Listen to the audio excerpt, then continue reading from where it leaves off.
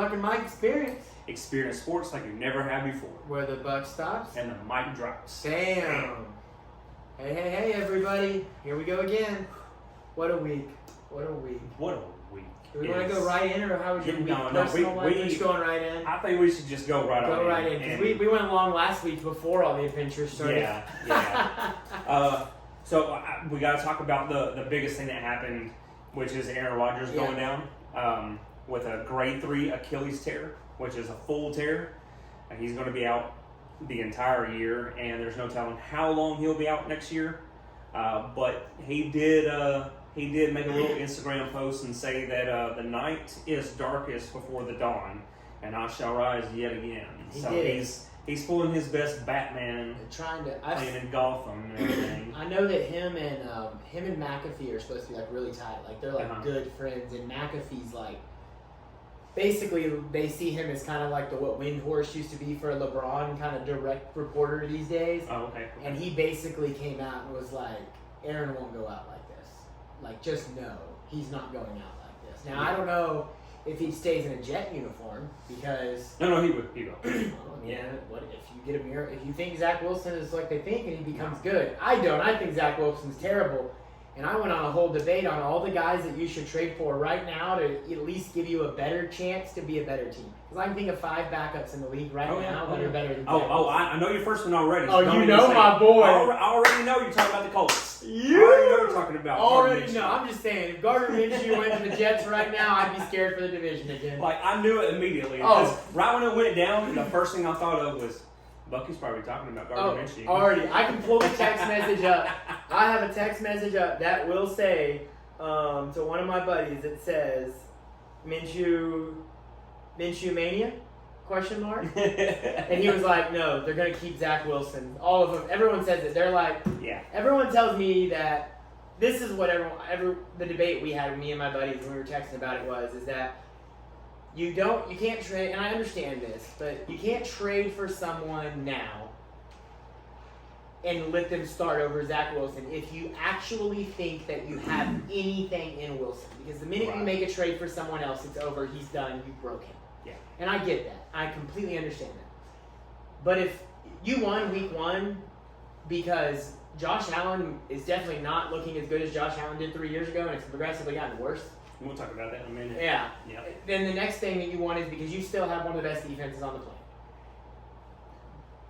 Can that work in the now NFL? Can they win a Super Bowl behind that defense? 100% if someone can throw the ball, and Zach Wilson can't. He's got bad decision making. But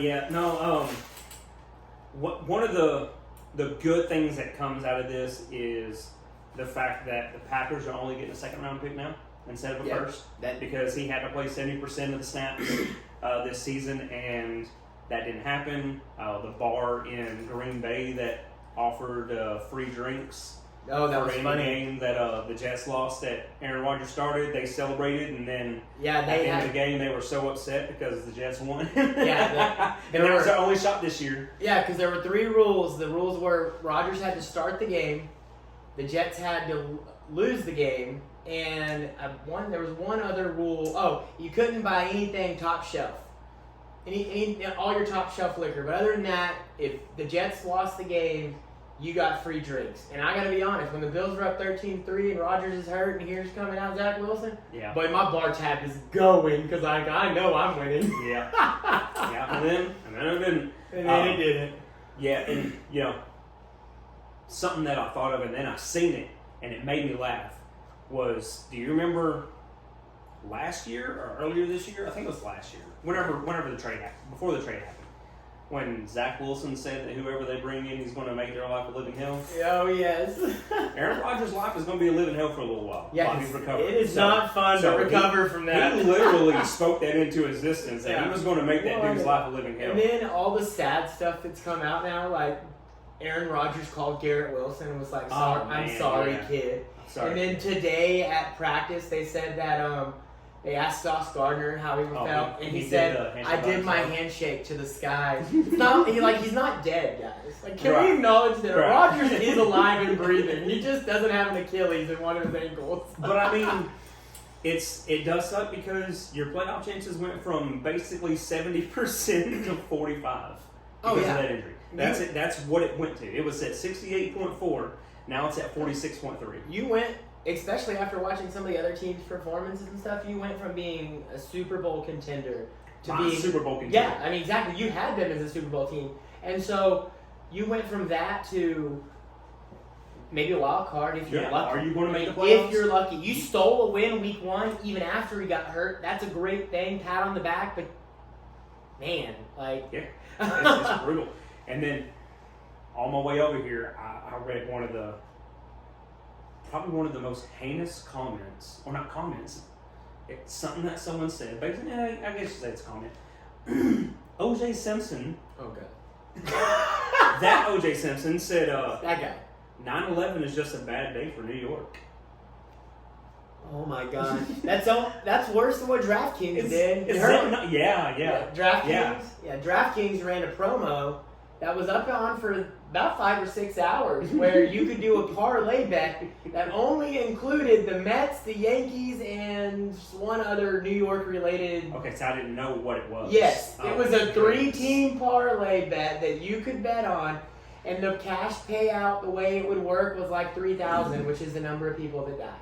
Oh my God! It was just everything about it was just so distasteful or something. And so, like, people were like, "Why did whoever made that? Like, you have one job, and that's to look at the person to the right and go, should I read this out loud?" Dude, that's awful. It was just I don't have the exact of it, but like they were talking about it on the radio this morning, and I was like, wow, like that just keeps getting worse. Yeah, I had heard that they had done something. I just didn't know what it was. Yeah. Yeah, that's okay. So. So the other thing that I thought we should talk about before we got all into everything was, because of his injury, Bakhtiari came out and talked about how the turf monster needs to go. Yeah. There are other players that came out today. There was the Colts center, Ryan Kelly. He said guys feel like dog shit after they play on turf. So that's his stance. Colts linebacker Zaire Franklin. He said, we just did a walkthrough on turf, and just being there, I can feel it. Like, the difference. And then even, there was one more. Who was it? I can't find it now. But those were two of the bigger ones that had basically come out against this, because it really is a major deal, and the NFL is just not really wanting to do anything about it. And I started looking it up. Like, it's actually been a problem since the 70s. Oh, consistently been complaining. Like, players have been complaining since the 70s about this, and it's progressively just gotten worse. Turf costs a bunch to put it in, but it is cheaper to maintain. Once you have the equipment, it's easier to maintain, and so that is a place that you can save the bottom dollar, because you need less field crew, you need all this. And you know that other sports leagues acknowledge this, because we talked about this on the show a couple weeks back with Lionel Messi. Yes. Every team in the MLS was required to go natural grass, because Messi's never played a game in his life on turf, and they didn't want to risk an injury to him, because they understand he's the face of that league now. If the MLS, who makes pennies on what you make, understands that for one guy, why have you not figured that out for your entire league? Yeah, exactly. Simple as that. And so, like, I have a big old thing here that I found, and I was like, I have to get all this down, because this is... So, NFLPA's new executive director came out today and said that all NFL stadiums need to have natural grass. In 2021, non-contact or lower extremity injuries on turf was at 0.42 per 100 compared to 0.41 on grass. Okay. So it was very close. Then in 22, there was a separation that happened. 0.048 on turf and 0.035 on grass. Then you have NFLPA President J.C. Treader, former player, or he might still be a player. He wrote an open letter to the NFL last year saying that artificial turf is significantly harder on the body than grass. He didn't just make that claim, he backed it up with some data. Referenced an independent study that found that players have a 28% higher rate of non-contact lower extremity injuries when playing on artificial turf. And on those non-contact injuries, players have a 32% higher rate of non-contact knee injuries on turf and a staggering 69% higher rate on foot and ankle injuries on turf compared to grass. Mind you, though, when that 32% is the difference in a season-ending injury and not. Like, that's because you never see. Well, not to say never. Almost every time we're watching a game and a guy goes, he's hurt, and it was no contact, that's his ACL. You already know. Yep. You already know. Like, we know as someone who's watched the sport, been around the sports, done athletics, that's what that injury is. So you know what's coming just by seeing it hit that catch. And it's one of the. I already knew it was like a big deal, but once you start getting into those actual legitimate numbers, and then you have the face of the NFL, the commissioner Roger Goodell, he came out and said on First Take, you have other players who like playing on turf, which never heard of anyone. No one's say ever they come like out and said it. The only people that say they like to play on turf Because it's are faster. slow pitch softball players and kids playing baseball and softball because we don't rain out there. And then he said, so you got mixed opinions. What we want to go on is science. We want to go on what's best from an injury standpoint. If you want to go what's best for an injury standpoint, then you have to get away from. I'm honestly surprised you haven't brought this up on the reading it because there is a wrinkle to this that's even a bigger thing that's already said. And one of the people said this is, you do realize that every stadium that's hosting a World Cup game in the United States is converting to natural grass? I'm about to. Or you? I was going to say, I was waiting. I didn't know you said it yet. Oh, yeah. And so, I mean, they know that there's something to it, or they wouldn't make that change for the World Soccer stage. Yeah. So there's even more to this. So Albert Breer of ESPN, he also put out teams with turf stadium fields choose to practice on grass fields instead of practicing on turf because it's safer for their players to practice on because they don't want the players getting hurt during practice. Imagine that.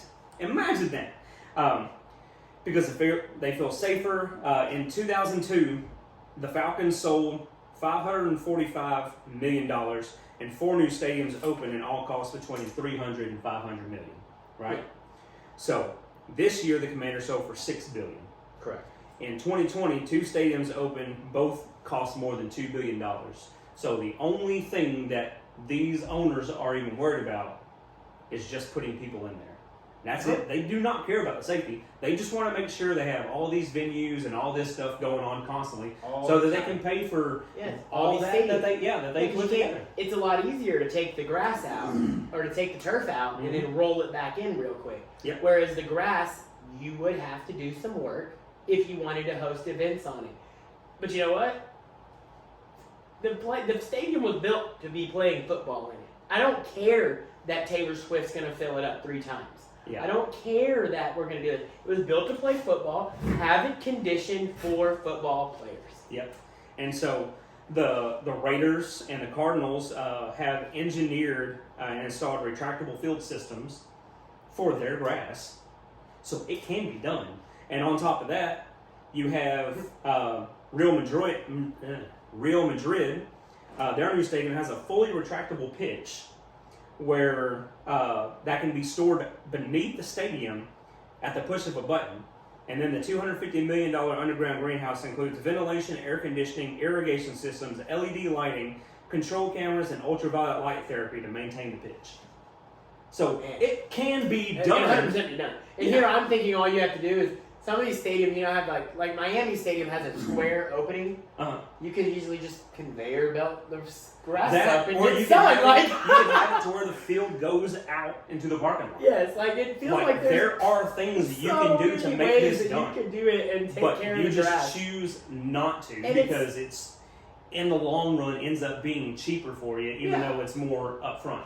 That's more all upfront. It's cheaper, and the other part that is. And like you said, how they have all these systems to move the floors, basketball and hockey arenas have been sharing for years now, and all they do is flip them over and put really cold weather to keep the ice frozen and play basketball on the other side. It's not like this isn't been going on for decades. Yeah, it can easily be taken care of, and for some reason, just these owners just don't care about Well, I mean, we already see it with concussions and stuff. Like, they don't care about player safety. No, they no. don't. They say they care about player safety.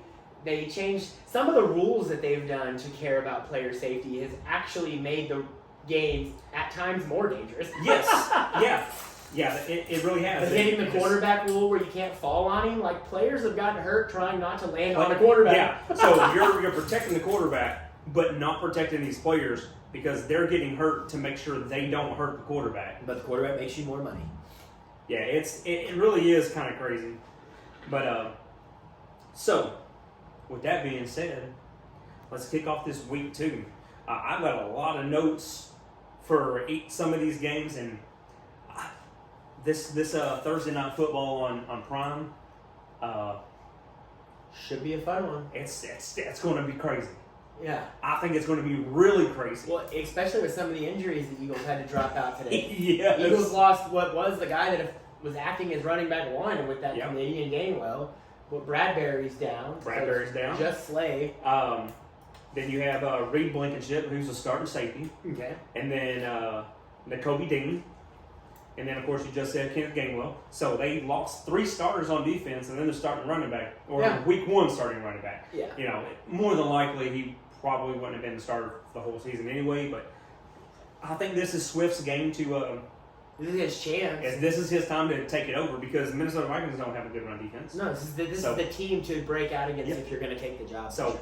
That's one of the things that I found was very interesting was the fact that with all those guys being out, that defense is going to be weak against the pass.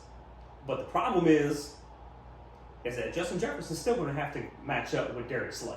Yes. Because it's going to be Slay is a shadow corner, so he's staying on him the whole game. Yeah. Like, he's still going to get his catches because it's not perfect, but it's going to be a battle. And people that have Justin Jefferson, I feel sorry for him because they're going to expect a 100-yard game, and he's not going to get it. Oh, he's getting it. He's not going to get it. He's getting it. Not against Slade. He's getting it. He'll get about 70, I'll say. He won't get 100. I don't think the only way that he doesn't get it is if the pass rush gets home because their pass rush is still not bad looking from year to year, and the Vikings' offensive line didn't look too great this weekend. Along with the biggest issue with the Vikings, and it's something we talk about, is they can't run the ball. They can't run the ball at all. Yeah. Alexander Madison's awful. We've established that. We've talked about that. The thing is that they have to throw every time. He's an average running back behind a below average offensive line. Yeah, so he's got no shot at establishing a running game, so the whole game is throwing the ball. Yeah. And because they're going to drop back and throw it 40 times, they're going to get sacked 5, 35 pass attempts. I still think Jefferson can get 100 yards. This is where my stuff comes from, though. See, Jefferson and Slade are going to be battling each other, and that pass rush is going to be getting to him real quick. Yeah. T.J. Hawkinson is going to have a big game. Now, that would be lying, especially because there's not really anyone to match. And Jordan Addison is going to have a big game. He had a good game last week, Addison. He did. He had a nice But he's going to have catch. a big game this week. He's going to be the one that goes over 100. I think Jett is going to have a good game, but Addison is going to have the big game. Okay. And then Hawkinson is probably going to have around 10 catches. Yeah. Because Cousins is going to have to get it out quick, and he's going to be the guy that gets a lot of that. Yeah, that lack of the poor offensive line and lack of running game is almost a guarantee for your fantasy team that you could start Addison, Jett, and Hawkinson every week. Like they should basically be. You could start every single one. You really could because there's gonna be there's only 3 people that the ball can go to. It's not like there's. I mean, I guess you could say KJ Osborne might, but he's not gonna. He might get like 2 or 3. Yeah, he's not gonna hurt their value. Like every single one of them could easily go for 6+ catches, 75+ yards, and at least one of them is probably going to get a touchdown. Well, shit. Okay. Yeah. You can produce with that. And then you were talking about the pass rush of the Eagles. Well, your selection for defensive rookie of the year, Jalen Carter. Yeah, I don't know if you heard what his win rate was last week. No. Well, I picked Jack Campbell. Oh, you did? I had Jack Campbell. I liked Jalen Carter, but I said defensive linemen hesitate, usually don't break in as fast, so I was hesitant to pick a defensive lineman. Okay. Well, Jalen Carter had a 32% pass rush win rate, which is second best this last week. Yeah, he was very good. And that's on top of the fact that he was double teamed 54% of the time. Yeah. Like So the fact that he was double teamed 54% of the time and won 32%, yes. that is absolutely amazing. He is already a ready dog. to go. He's Yeah. already ready to go. He's that guy. He's that guy that whenever you're drafting in that top 10 area and you're like, defensive tackles, they wait. It's like, no, not this dude. No, He is that dude. He's He fell everything to that the Dolphins got when the Eagles getting him is the same thing as when the Dolphins got what's his name because of the weed mask. Larry Tunsil? Yeah, Tunsil. Like he's the guy that just if you just ignored what he did, once he gets there, it looks like he's gonna put his head down, he's gonna go to work, and he's gonna be damn good at it. And the Texans are reaping the benefit of having Tunsil. Now they paid out the butt for him. They did. But he's been a And stud for y'all them. abandoned Oh, what yeah, they- made out of bandit. But the Texans, in hindsight, for as much as they gave up, it's worked. That's the Yeah. one thing that the Texans have had over the last 5 years. It's just been like, we don't have to worry about this. Yep. And on the opposite side of the ball, now that you talking about the Eagles' offense, well, Vikings' defense is Exactly. Yeah. So I had to look up who was the starter. So I knew that Brian Murphy, formerly of the Cardinals, was one of the starting cornerbacks. Yeah. But last week, their first round draft pick from last year, in week 1, was a healthy scratch. So I was like, so who was their other cornerback? Their other quarterback's name is Caleb Evans. Never heard of that guy. So AJ Brown and Devonta Smith are probably going to go off. And if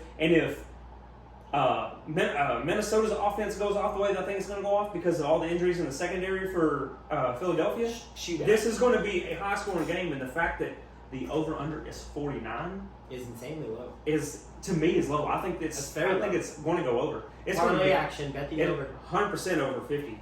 I mean, 100%. you only to get over 50. You're saying that you need 7 touchdowns, right? Would that be, 7 touchdowns. Like 25 to 29. 26 it's to it's 24. not a hard to get. That there's 28, gonna- 21 final score. There's your 50. Like, I think both teams. Well, will no, be there's in your the 49. 30s. I think both teams be in the 30s. Yeah, very well. Because the secondaries are just, and then of course Minnesota's just defense completely is just not there. Like, there's nothing good about and it. they didn't have a good defense last year. Like that was the reason one of the things we talked about why we didn't want to pick Minnesota is because they have no defense, they have no running game. It is literally just one of the best playmakers in the league, a pretty good quarterback, and then the other 2 guys that are okay, good playmakers. Like just go make plays and win. But the division's not as bad as it about was. the highest paid tight end in football right now. Well, that's true. He is. He did get that extension. So, all right. So next game, I say go ahead and skip the 12 o'clock games, and we go ahead and talk about these boys right here. This game, Oh man. Dallas is favored by 9, and the over/under is at 39.5. I'm calling the under on I was this. gonna say I think the under's very playable here. Yes, 100%. Because I don't think the Jets score. And because the Jets defense is as good as it is, I think Dallas maybe gets 16. Like we might see a 4 field goal game. Like my first line under this is no longer a must-see game with Rodgers gone. No. And this is going to be an ugly defensive game since we know that Rodgers is down, so we got to see a Zach Wilson-led offense where Garrett Wilson, who's basically the only true really good receiver there, is going to have to either face Trevon Diggs or Stephon Gilmore. Yeah. And then on the opposite side, you have the Cowboys offense, who's going to have to go against Sauce Gardner and DJ Reed and a really good defensive line and really good linebackers. Yeah. It's like, this is going to be the ugliest game of the week. And I hate to say it because it's my Cowboys, but it's not going to be pretty. Like this is going to be ugly. And the one thing that I thought about today was last week, we really didn't get to see what the Cowboys offense was truly going to be because it was just so defensive dominated. Yeah, and then the rain. There wasn't much need to do anything. You didn't really get to rain. see a lot. And then this week, it's going to be so defensively dominated again that I don't think Dak is going to look good. I don't think Pollard is going to look good. Like, it's just, these are 2 dominant defenses that are going to be tearing each other apart, and it's going to be ugly. Yeah. Like, if it ends up being over 39.5, it's because both defenses scored touchdowns. That's the only way I see it happen. Special teams. And special teams could make the impact because we've discovered the Jets are pretty nasty on the punt return. Yeah. Like, they got someone good, and we got someone good. Yeah. So, like, with Turpin, like, there's a lot going on, but Because the game could come down to Turpin versus the kid, was it Xavier? Gibson. Yeah. So it could come down to those two. But that Garrett Wilson touchdown, though, ooh. What a play. The awareness to stay with it, getting here, falling down and seeing it all the way through. That's the worst part about watching Rodgers go down. And that's why I said, like, with the Jets, like, I had this list of guys, including, like you said, Minshew, Jacoby Brissett. Like, there's 4 or 5 guys. Jameis Winston, guys that could go and at least make the throws. Yeah. Like, even if the throws aren't as good as Rodgers throws, decision making is not. I don't have to make perfect balls to Garrett Wilson. Right. I just got to get him there. Yeah. And he's going to do the rest. And Zach Wilson. And Zach Wilson doesn't even get it there. Yeah. He's too busy running around. Yes. Now their O-line's not good. It's not a good O-line. And it's crazy with how much they've invested in that line. Yes. It's still not good. And it's not good. And they've got names that were really good in other places. Kai Becton, a guy they drafted in the first round, he was only starting because someone was hurt, and he's starting at the right side now, and they drafted him as their left. Because Dwayne Brown is now the starting left tackle, and Dwayne Brown is the one that did the cut block that let the guy go by and hit Rodgers and Dwayne Brown is also like 39 years old. So, I mean, and then you have Laken Tomlinson on the inside, which was an all-pro guard, and Connor McGovern, who is a really good center. Like, your interior is pretty good, but you have an old left tackle and then a right tackle that couldn't make it at left tackle and got benched, and now he's your right tackle. Yeah, it's just like there is a lot going on with that offense, and this is going to be ugly. It'll be dogfight. They do run block defenses. Well. This is going to be that game to watch. Oh yeah, but I'll say this: they did run block well. They don't pass protect worth a darn. I didn't feel like, but they did open a few holes up where Brees was able to scamper. Dalvin Cook didn't look bad. Dalvin Cook had a few decent runs himself. Like, I will give them that they do open up running lanes.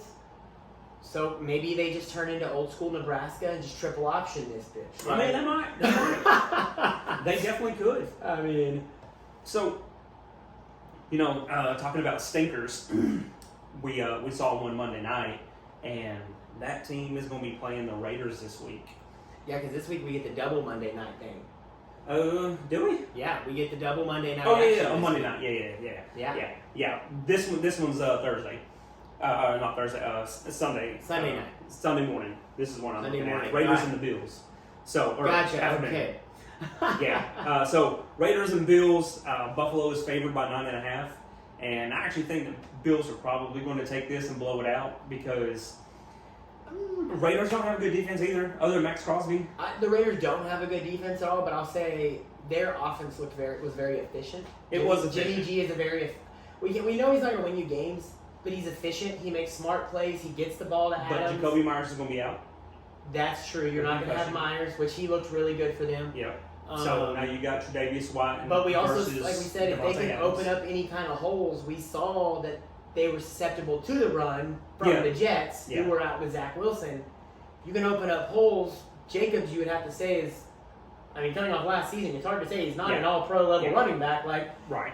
If you can establish any kind of running game, I would say that I think the Raiders could keep that game closer, especially with how bad Josh Allen looked. I don't think Josh Allen looked good at all. So I do have a little nugget here that I actually took it from someone else on Twitter, so I'm not going to take the credit for this. It wasn't my idea. But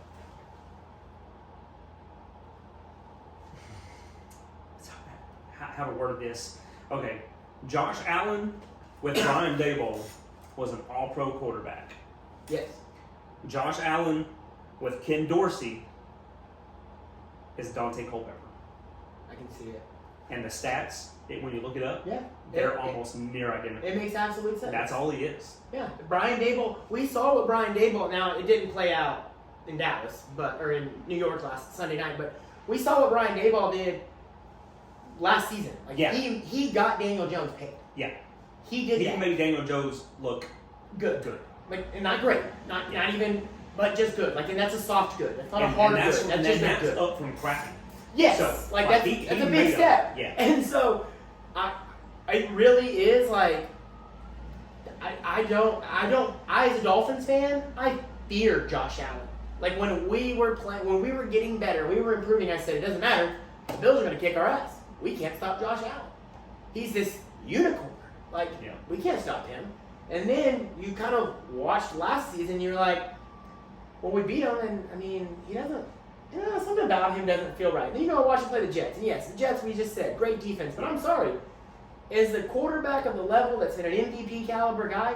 He's becoming Carson Wentz. Yeah. Like that's It what he's really starting is. to become. It Now really he's is. still a higher level than Wentz. Obviously, he's not going anywhere anytime. But especially, he lost Dable and he got paid, and it's just like he just went. And it wasn't even the pay thing. It was losing Dable was the nail in the coffin. And I've defended him a lot, especially when like the comparisons to Dak, because a lot of people like to use both of them in arguments because comparably they're kind of close because of turnover rate and stuff like that. But when you start looking at it, like Dak's interceptions are a lot lower, but Dak also doesn't take a lot of risks. He doesn't. And that's Dak has why- some picks that are. We've seen. I think Dak had like 5 picks that hit someone in the hands last year.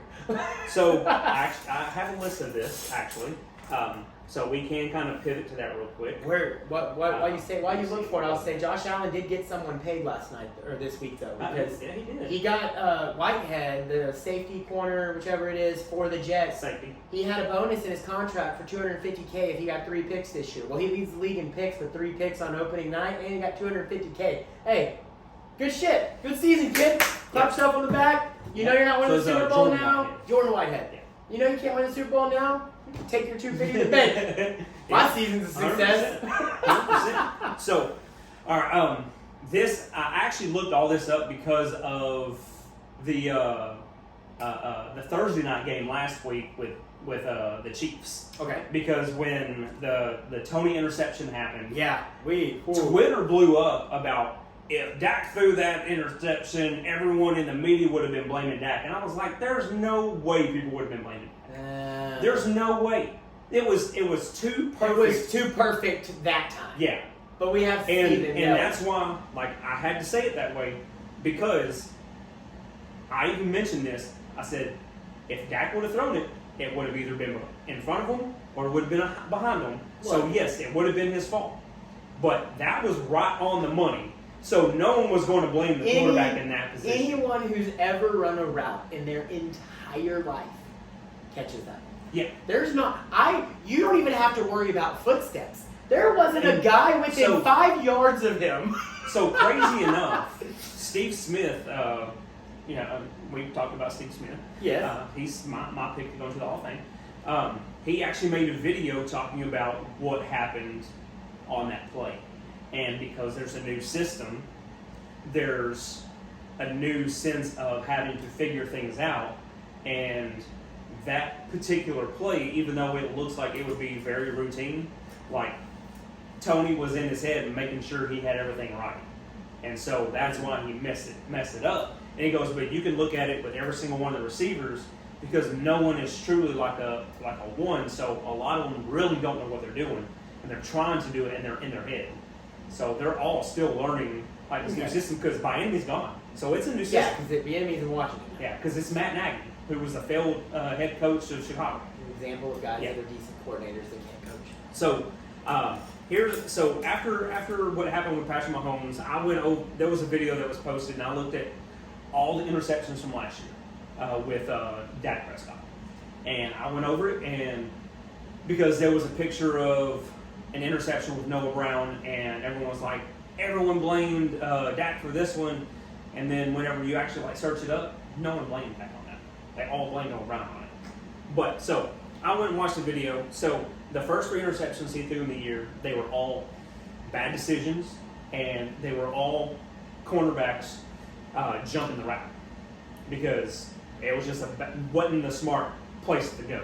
Gotcha. So they all jumped the route against Tampa Bay, against Chicago, and against Green Bay. Then the fourth interception that he threw was against. It was the second one against Green Bay, but this one, when you watched it, the first thought in your head was, "That's on Dak." But the announcers started talking about it. They go, I forgot who it was, but he goes, "Look, on a play like this, you're supposed to go. Lamb was supposed to go flat and not angled like that. Okay. So Lamb took the wrong route, and Dak threw where he was supposed to be.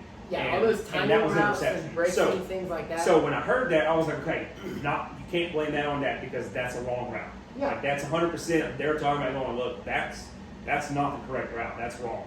So you got one right there. He had 15 interceptions. There's your first one that's not his fault. All right, so we're down to 14 now. All right, his next throw was a bad one to New York, to the Giants. It was a bad throw, so that's on him. Then here's one, I marked it as questionable because questionable to me, it's on both of them. It's on him and it's on the receiver. So it was a tipped off of Lamb, but the ball was underthrown, and Lamb tried to readjust to try to get it, and he tipped it, and the defender intercepted it.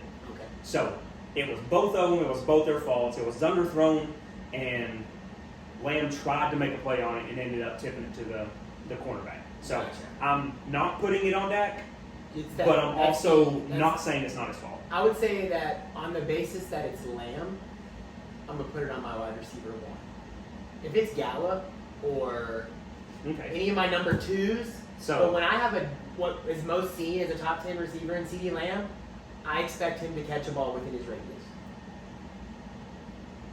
No, there was a guy line. Oh, well, And he you was left that reading- part yeah. out. Well, I mean, I'm just like, Yeah, I no, I remember got the you. video. Yeah.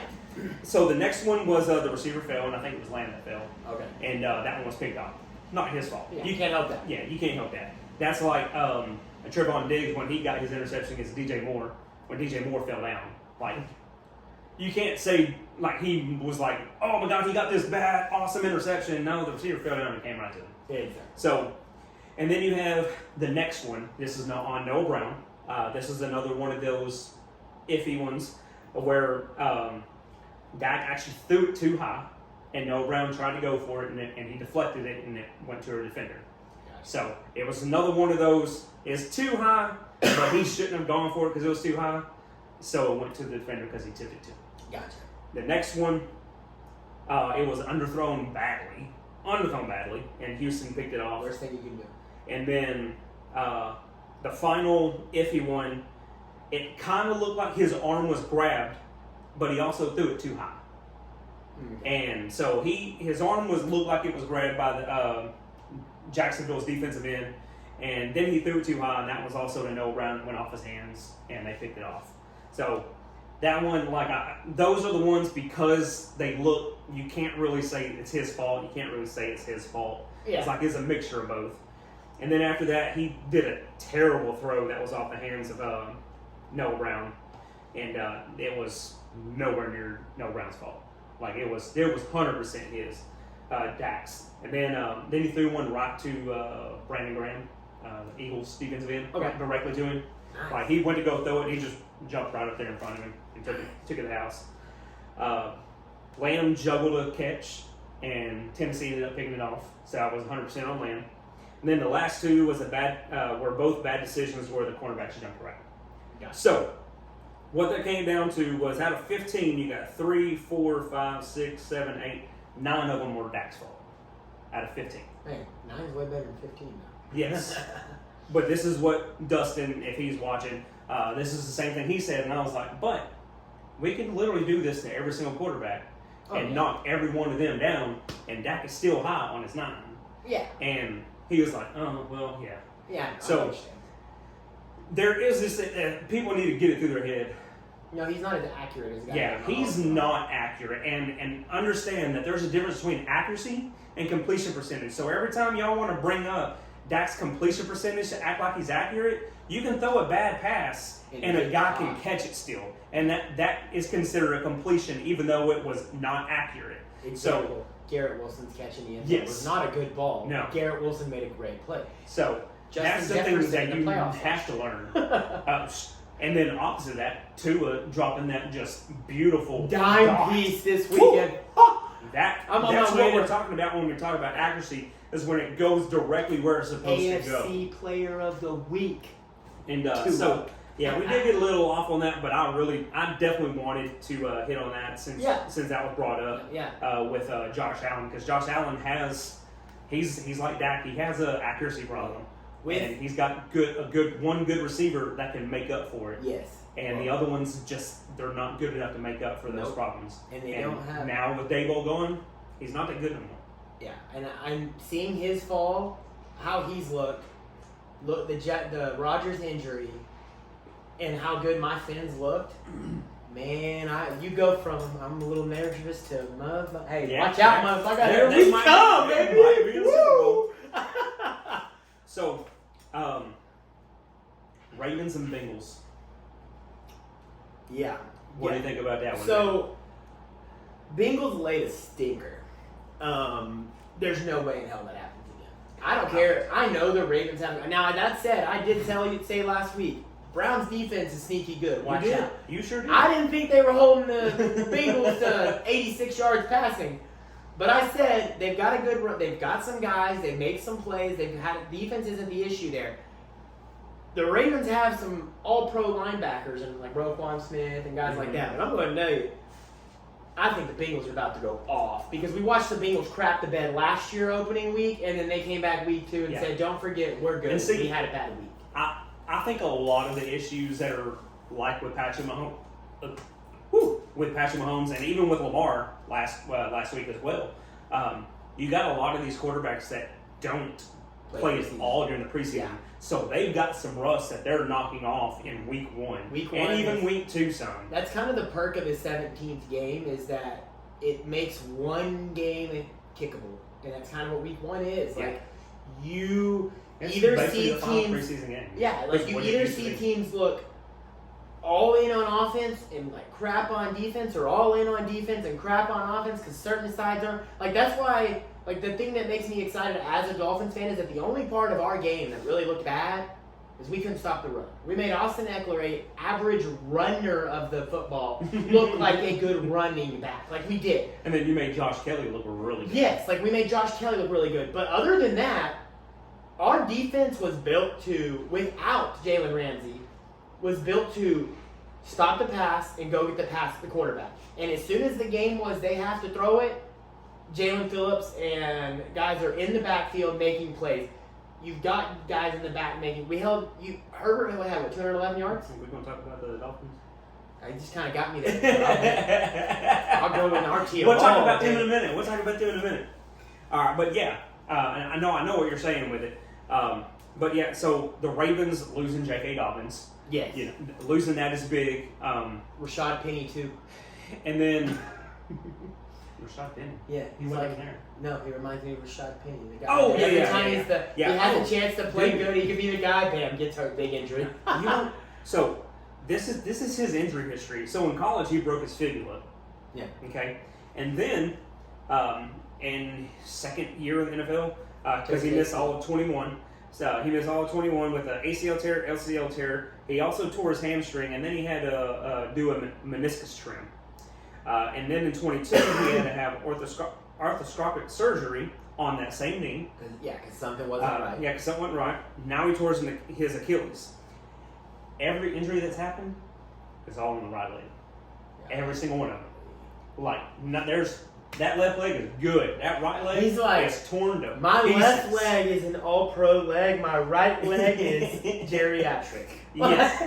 Like when I looked it up, I was like, because it had 5 things and it was all on one leg. I was like, gonna suck when he's like old. Yeah, well, arthritis on the right. His career it's not done, but his career as trying to be a starter now. No one's going to even. He's a running back. Yeah. His career's done. Yeah, I don't know. When you get that many, he was already going into his free agent year. Yeah. You're now coming off a major injury. You'll get lucky if you get a Marlon Mack kind of contract. Yeah. Like I would say he's probably done. Yeah, it's funny you say that because Marlon Mack is the one that tore his ACL in week 1. Or in preseason. Yeah. Yeah. That's just kind of example of the guy though. Yeah. And but the good thing about this game is that Andrews is coming back, So whatever kind of rust that Lamar was having, because even though the offense did move, he was struggling. And I think a lot of it was the fact that he didn't have that safety net of Andrews there. Yeah, because even though he has a little bit of a rapport with a guy like a Likely who's been in the team for a little while, it just didn't seem like he trusted that guy enough to throw it. Yeah. Even though a lot of people think Likely is a quality player. Like he's a he was decent last year. Yeah, he was a guy that surprised because last year when they drafted him, I was like, they're going to take Likely. They already have Andrews. Andrews is he's a prime candidate for me for a guy that'll hit free agency. And like the Bengals right now are getting guys paid that play 1 year with them. They did it with Hayden Hurst. Yeah. Uzomah, whatever. Uzomah, yeah. With Irv Smith Jr.'s doing it this year. Like in a couple of years, I wouldn't be shocked if we see Isaiah Likely's name pop up on the radar. He signs a 1 year deal with the Bengals, and he signs a 3-year, $25 million deal. Like he's that kind of guy. Like that's what the storyline is playing to. Yeah. So I mean that's very true. And actually, this game is a lot closer than I thought it would be. Cincinnati's only favored 3.5. Yeah, they give him the home 3, and they gave him an extra half bump. So that 46 and a half is pretty good. Seems kind of low. Yeah, I think 46 and a half is very attainable between I don't these think two teams. either of these defenses are going to be able to stand to what they're going to do this week. Oh yeah, I mean honestly, can you tell me that you think T. Higgins is going to have 0 catches again? Nope. You think Jamar Chase is going to have 30 yards? Joe Burrow threw for 84 yards. You know how hard I'm almost that going to say that Burrow's probably going to have close to 500 yards passing this week. I mean, we've seen he's him going to make up for everything. He's about to walk out there and be like, "How did he end up in the top 3 in the league in passing yards?" Yeah, well, he threw for 575 this week. Like, he's going to come out pissed. Oh, 100%. 1,000%. Yes, like there's and that team has so many good weapons. Like the Chase, Higgins, Boyd, Mixon. I just said Irv Smith. Irv Smith's a damn good receiving tight end. The problem with Irv Smith in Buffalo or Minnesota was he got hurt a lot and he can't block for shit, so they didn't put him in.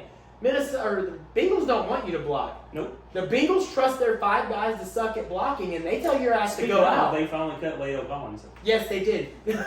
So, yeah, no, that'll be interesting. Rejoice. We made fun of him for signing him. Hey, I'll say this: that was one of the moves that the Cowboys not extending him and electing to keep Terrence Steele. That was a good move on the offense.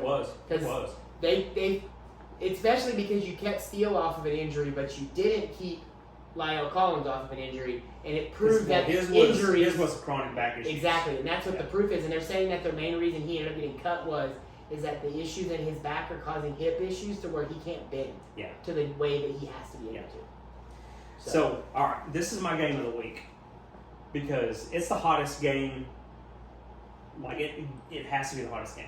This Chiefs and Jaguars, and not only that, but this is an international. I was waiting for you to say. What is it? International? No, it's in Jacksonville. International. It's next week. They get him in Jacksonville. Yeah, next week is an international game with the Jaguars. Already. All right, so you got Kelsey that is limited practice with his knee bone bruise, but with additional days off. So more than likely, I feel like he's going to be playing. So we're going to see Kansas City top notch this week because these receivers are going to do a lot better with Mahomes having his safety net. Mahomes, this might make me get crucified here, but I think the receivers having the extra days of prep and if playing a full game will benefit more. That too. I don't think Travis Kelce moved the needle as much not being there. Because I don't think the tight ends that were filling his spot played bad football. No, they didn't. Bell scored a touchdown. Yeah. You saw the other, I can't remember the other guy's name, but he made some plays. Now, they don't make the after the catch that Travis Kelce does, but they all did an adequate enough job that you also know that if you're a fan, when Kelce eventually retires, because he is 32 and that could come at some point, when Mahomes is still throwing balls, just keep picking his tight ends because he's going to throw the ball. I mean, he is, but the only difference that I'm going to bring up on this is defenses weren't worried about those tight ends. Well, true. So they didn't worry about the receivers much either. Well, no, because they didn't have to. Yeah. Like, if Kelsey's there, the defense would have played completely different, and the outcome would have been different on different plays because the defenses would have had to keep an eye on Kelsey because they knew that Kelsey was going to get the ball. No, yeah. So, like, when Noah Gray got it and Bell got it, like, it was Like, they did good, but it was also just because Yeah, the defenses were just like, yeah, it's them guys. It's not Kelsey.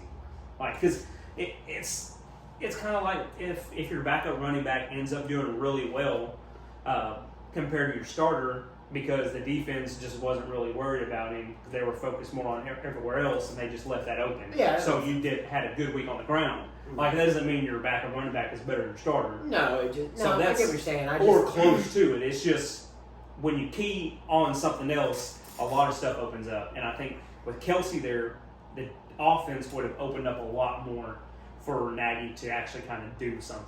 So he had to work in something else because they didn't have that threat. I guess I can see some of that. I felt like Because they there don't were have a still, receiver that's a threat. I just felt like there were still plenty of times where there were open guys that didn't make the play at the receiver position. Mainly, like honestly, I don't think the Lions played their best game. I know the Chiefs didn't play their best game. I think both of those teams can play a lot better football than they did. And that said, I honestly think the entire game, without saying, yes, it's a team sport, I get that, but I think it's Kadarius Toney's fault. Like, He dropped every ball he dropped or got picked off, excluding the interception because I was on a second down, was on a third down. Yeah. He was the source of 3 turnovers that should have been first downs. Yeah. So that game was all on him. It's 100% his fault. And funny enough, this stupid dude was talking shit before the game to New York Giants people. God. He And canceled his then account. And then he deleted his account. And then after they got blown out, he decided to pop back up and start talking shit again. Like, what kind of clown are you that you couldn't take heat for a bad game that you had, but all of a sudden when they have a bad game, you want to pop back up? Like, what? You're a clown, The dude. Chiefs just need you know you're gonna run with the guys you have. You just need to get Tony out of the way. He's not a future piece. If you think you have something in Rice, Moore, and Ross, I'm sorry, I'm running those 3 out, and then Watson, Scantlin, and I don't even know why Richie James is on the damn team. Like, why did you even sign Richie James? Like, where's the logic in that addition? Like, He's a deep threat. So is the white guy Watson, so is Tony, and you didn't even hardly Sky Moore. I actually have something on that too. Where's it at? Right here. Yeah, so the deep ball is dead. And it's because of Patrick Mahomes. Not dead in Miami. So there were 3,416 attempts of 15-plus air yards in 2022. Mm-hmm. Sounds like a lot. Except that's the fewest since 2006. And that's after defenses started putting 2 deep every single time. Because they used to start putting like 1 deep. But when Patrick Mahomes and Tyreek Hill started doing his bombs constantly, all of a sudden they started putting 2 and 3 back. And to kill the deep ball. It kills short. You ain't killing this deep. So I guess the home run almost 3,500 fewer attempts. Yeah. Like, that is a ton. And it literally says it's directly attached to Patrick Mahomes because teams have sat there and said, we're going to take these home run hitting quarterbacks and make them hit singles. Yeah, the problem is some of those home run hitting quarterbacks hit singles so well that I'd rather them try to hit the home run. It's a harder throw. I mean, it is, but you're sacrificing, a touchdown really quickly rather than drawing it out and you being able to stay in the game. Because if he can constantly hit those home runs with a super speedy guy that your quarterbacks can't keep up with, well, I see. So that's why it's kind of like the way I was talking the other day, a few weeks ago about the running back position dying. Like, the deep ball has basically died. It's like there's still some because of Tyreek. Like, wherever Tyreek goes, I mean, the deep ball is going to be there. But for the most part, a lot of teams have tried to get away, especially Mahomes, have gotten away from throwing deep because they've taken it away. Because there was, well, not last year, the year before, the last year Tyreek was there. Like, that was one of his worst years, Mahomes' worst years, because they completely took it away from him. They were like, you're not going to throw deep on us. And they would put people back there, and they would constantly have incompletions because he couldn't get passes. Because he couldn't get, And then he had to adjust to throwing short ones, and he couldn't do it because he was so used to just always throwing these deep passes that the only time that he did throw a short one was to Kelsey. Now you had to throw short ones to all these other people, and you're struggling with it. Yeah, that makes sense. So, like, the deep ball, even though it's still somewhat alive compared to what it was for the last 15 years, is gone. Yeah, well, I guess, and you have so many guys that are so much more dynamic with the ball in their hands now Yeah, that they're yeah. doing a better. They want to get the ball in their hands faster. Yeah. And so these 15-yard slants and drags and 10-yard crossings and everything else that we can just getting the ball and letting work. Let him That's do it. also kind of played into the game some too. Yeah. You can see too. So And speaking of, we got to look on the other side of this game. We got the Jaguars. You got him, Trevor freaking Lawrence. the Prince. Finally has turned into what everyone was expecting him to turn into. Mhm. And all it took was the right coach. And I mean, it took an extra year just because they had to work out all the dumb shit that Urban Meyer put in And I was there. gonna say Trevor Lawrence's rookie year should just be washed out. We should pretend it never happened. Last year was year one. This is year two, and Daddy's ready to run. Yeah. Like, he looked good, and it wasn't even just Calvin Ridley part of it. It was like he looked good Yes. out there. Like he looked like the guy that's going to be the guy in the NFL when Mahomes is gone. Even though Mahomes is only a few years old. I was gonna say that he's just gonna be. It just keeps to paint the picture of how dominant AFC quarterback play Yeah. is Yeah. because you now have in 3 of your divisions, you have Trevor Lawrence, who's now basically becoming Peyton Manning of that division of what he was for the Colts. He's about to run the show. Yeah. You've got the Chiefs with Patrick Mahomes, who are gonna run the show, and then you've got the North with Burrow, and then there's other guys in there too, but really you're still holding fast that we would all agree Burrow's number Yeah. one. Oh, yeah. Like, I mean, those are just the top 3 guys, and that's not even listing off guys like Justin Herbert and Who we're going to be talking about next. Tua's and all these guys. Like, that's just what it is. Yep. And so, yeah. No. It's and Jaguars offense looked really good. ETN looked good. Tank Bigsby looked good. So this will be it'll be Scary- a fun scary game to roster. watch, especially since the over under is the highest one at 51. Like they're already predicting this to be a high scoring game. If this game was happening in like week 6 or 7, it would give me shades of the Rams versus Chiefs in Mexico. Yes. Like that kind of just go, go, Yeah. go, go, go. Or Cowboys Broncos, where what was it? Romo threw for like 580 and 5 scores or something crazy. Like Mm-hmm. if these two teams meet up in December in January, boy. Oh yeah, it's gonna be fun. And then speaking of the guy that you're one of the guys you mentioned, Justin Herbert. So you got the Chargers and the Titans playing each other. Yeah. So you got one quarterback that we just talked about was kind of one of those faces that are in that top tier, and then you have Ryan Tannehill on the other side, who had an awful game. He was bad. 16 for 34. Hopkins looked at that and was just like, is this really the only team that would sign me? That was bad. Oh, and then, like, And it's worse honestly, as you know. I couldn't even really write very much positive about this other than Derrick Henry. Yeah, And even Derrick he Henry didn't is- do tremendous last week. Yeah. But against the Chargers, they don't have that good of a run defense, and they haven't in a long time. No. So Henry is probably going to go nuts, and if he does, that is going to help Tannehill and DeAndre Hopkins. It's not going to help Treylon Burks, because Treylon Burks sucks. But No, it'll definitely, you wouldn't even see that the Chargers can't have run issues against the Dolphins because we don't run the ball. Like, Right. We just Yeah. don't. I think we literally had, we have a steeple of 14 running backs. 3 of them get active and we give them 9 carries. So, yeah, no. That'll be when the you Chargers will have the bounce receiving back that you for have, sure. You don't need the running backs for that. You can just It's interchange true. them. Well, and it's because of the style the offense is. That offense is so quick hit run option, quick hit pass option, now throw the bomb. Like, it's so quarterback friendly. It's so quick to the options that how many ways you can do it that you really just have to have a guy that's not going to fumble the ball, and that when he sees the hole, he knows how to hit the hole. Like, as long as he can hit the hole and go and get you 8 yards, you're happy. So let's go ahead and talk about Miami since we keep getting on to them. It's because they just draw attention. Yeah. All right. So Dolphins at the Patriots on Sunday Night Football. Yeah. Miami's no only co-ed favorite this 2.5. week, so I get to watch the whole Okay, game. okay. In But the my- Dolphins going to be seeing red.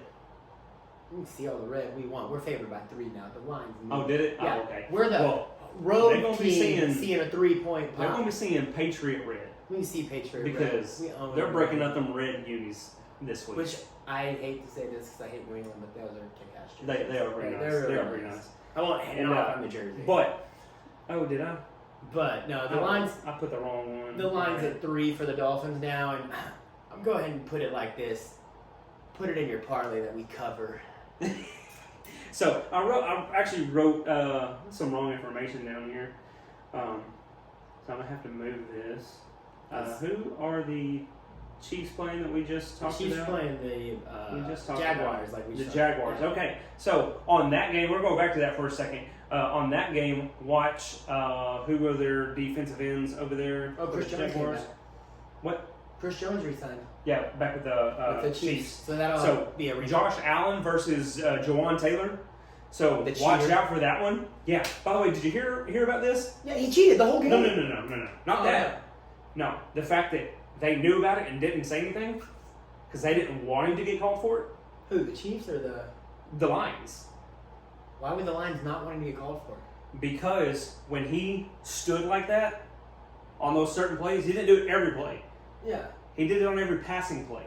yeah. So they knew what play it was coming. They knew if it was going to be a pass or a run Okay. based on the way he was he lined stood. up and stood. So they didn't say anything to the refs because it was helping them out going, we know that they're about to Because run it or we Hutch- know they're about to pass it. Hutch was still able to get back there. Yeah. Taylor's stats don't look bad on paper. Like it actually, at one point I was like, he's getting owned, and then they showed he only gave up 2 hurries. Shit, it's not that bad. But then you look and realize he had 45 feet Yeah. to prepare to block, Yeah. and So So- that was what was going on was Detroit decided we don't want him to call it. Because when he lines up like that, we realize they're in a pass. So just go. yeah, everyone. And then when they were on a when he lined up really close and he was real close into it, they were like, they're about to run it. Let's close in on this. No wonder Pacheco had a rough game. Yeah. So he was giving away Yeah. what they were doing. So if you see him doing that against the Jags, like Josh Wilson, mind you, leads the league in sacks after. Josh Allen. Josh Allen had 3 sacks. Him and so Josh TJ Allen Watt. going to tear some dudes up. Yeah. And if he doesn't do that because people are going to be watching now, He'll I probably feel bad struggle. for Patrick Mahomes. Yeah, because I don't know that he can. He can.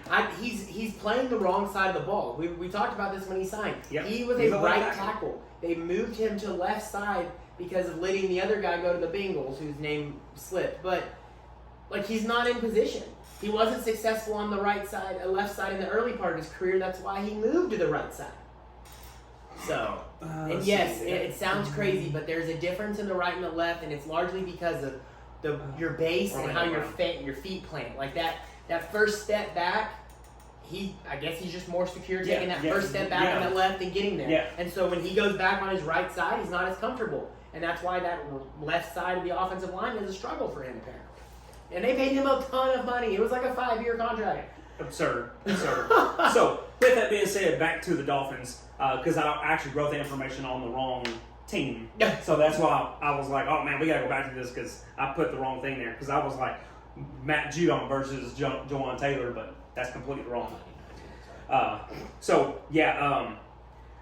Dolphins are going to be seeing the red unis. I mean, it's going to be a really good game because Patriots got a good defense. Yeah, they have a good defense, but they don't have a good offense. No, The only thing that offense looked pretty good. I'll say the only thing that it does help me out with on the front of it is that offense was pretty good as we watched Eagles players falling left and right, though. But they have an offensive coordinator as an No. offensive coordinator. That's true, too. So this But is as the a first Dolphins game fan that they haven't been able to do this. Has Ramondre Stevenson in a ton of fantasy leagues. I'm excited about the fact that we might see a Stevenson good game while my Fins can get a win. It's going to be a tough game. I'm going to be honest. I think Miami takes it. But the way that New England held up against Philadelphia, I think is a big sign as to how good they actually are. Now they actually have an offensive coordinator calling for the plays. And I think that helps, but I guess the other part of that I'm going to play in is the division rivalry aspect And of it. that's- It changes the game some. Yeah. I don't think there's a team in the league. including the Jets and the Cowboys. I don't think there's a team in the league that does to the Bengals what the Browns did, and the main reason I think the Browns were able to do that is because of familiarity with the Bengals. Okay. Like, I think that plays into... Now, yes, those teams are going to have defenses that could do that, but what I mean is, I don't think that as much as it was the Browns played a good defensive game and had a good defensive game plan, I think that they just knew Burrow and that they play... You play the guy enough, there's a little more of a tip to that on top also. Yeah. So... Just saying.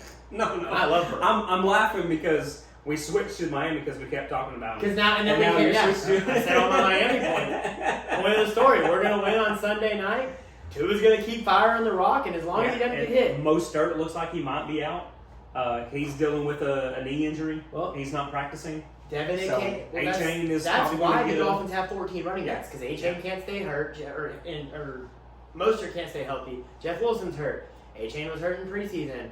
Sullivan Ahmed is going to end up seeing the most touches on the Dolphin backfield this season. Just watch. Probably. That's He's the or- only one that stays healthy. Actually, what's really going to happen is the guy's going to lead the team in touches. Is still playing in Indianapolis right now. Just Oh, okay. Yeah. Okay. Jonathan Taylor? All yeah, right. because once all of them Well, get he hurt, ain't we're playing gonna, right now. no, but he'll come in week 5 fresh and be able to run for us. So, all right. After that, pop back over to noon games. I think that's still noon games. But you got Packers at Falcons.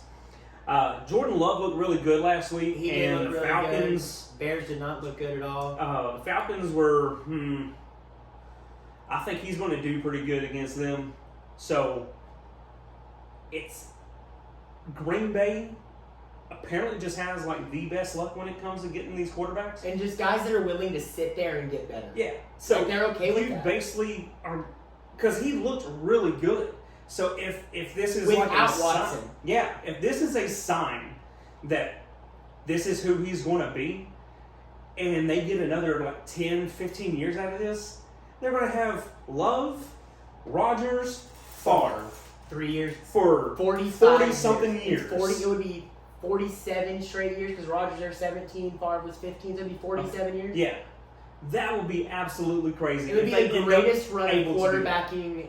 The greatest run of quarterbacking a franchise will ever have. Oh yeah, Like yeah. Brady played 20 years for New England almost, and it would still be less impressive than the 45 years. We're talking 4 decades.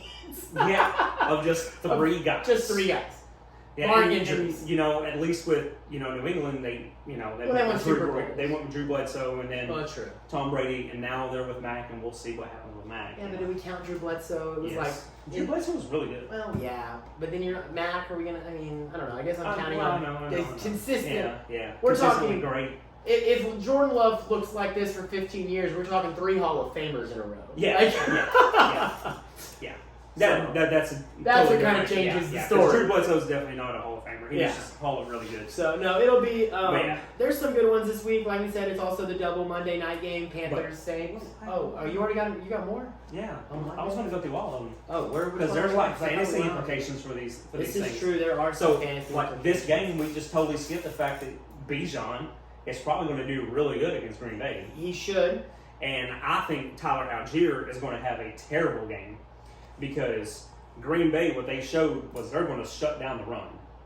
One thing that they haven't been able to do in the last 2 years is shut down the run. And last week against the Bears, they were able to kill Herbert and shut down Fields to where neither one of them can do much. Yeah. Now, Roshan ran on them, but that was also during garbage time when they were playing deep and he was just getting a bunch of garbage. Yeah. Like, I'm a big Roshan dude, but And he was getting a everybody lot went of garbage and added time. Roshan as Yeah. a free agent because Stupid. of that.